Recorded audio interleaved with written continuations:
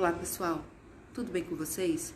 Atendendo a pedidos, hoje comentarei um pouco sobre Satanás ser um adjetivo ou um ser. Do hebraico Satã e do grego Satanás, essa palavra, Satanás, significa adversário, inimigo, sendo, portanto, um adjetivo.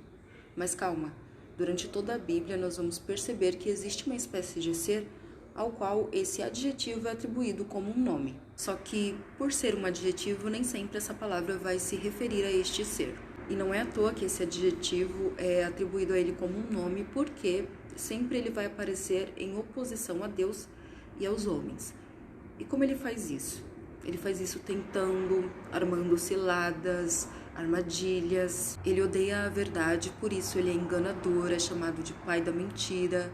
Ele é acusador, ele desune, oprime, ama a injustiça, é inimigo de tudo que é certo.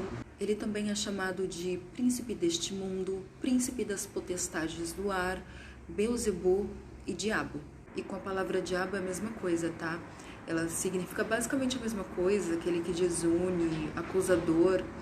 Então, nem sempre quando essa palavra aparece, ela vai se referir a este ser.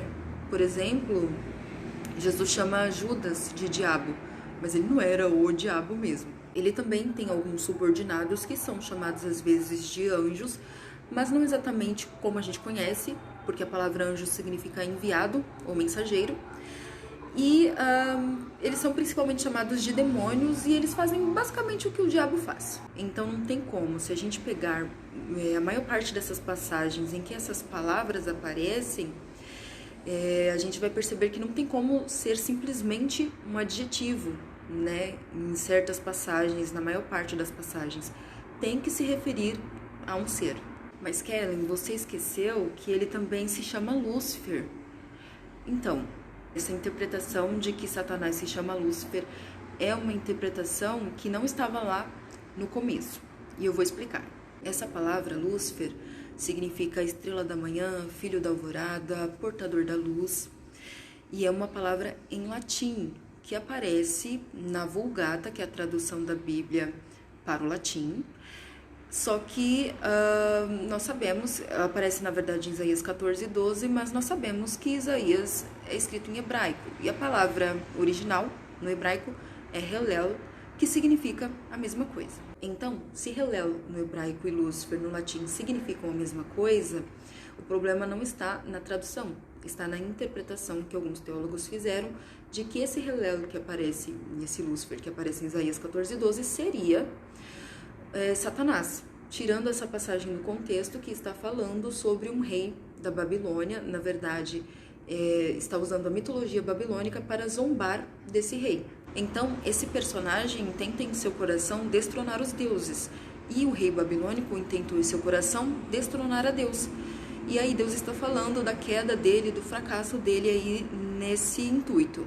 Então, essa interpretação de que esse Hellel, esse Lúcifer é Satanás, é uma interpretação que tira essa passagem de seu contexto, e também é uma interpretação que já foi aí refutada por vários teólogos, inclusive por Calvino. Por outro lado, muito do que a igreja hoje entende a respeito de céu, inferno e diabo é baseado na obra de Dante, a Divina Comédia.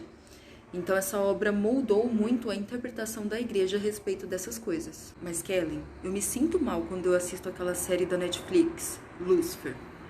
Gente, a psicologia explica muito isso, tá? Se a gente entende que uma coisa é ruim, aquilo ali pode acabar nos afetando psicologicamente, tá?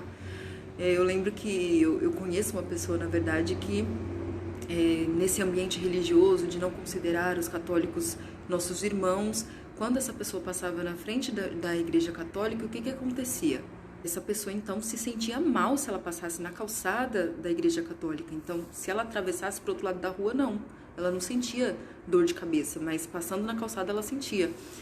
E isso tem muito a ver com aquilo que muitos de nós, né, certamente já ouvimos que o catolicismo, quase como a macumba e etc. Entendeu? Então, quando a gente considera uma coisa ruim, ela acaba sim nos afetando. Agora, a pergunta é: devemos nos preocupar com Satanás? Deus está lutando com Satanás e nós estamos aí nessa batalha.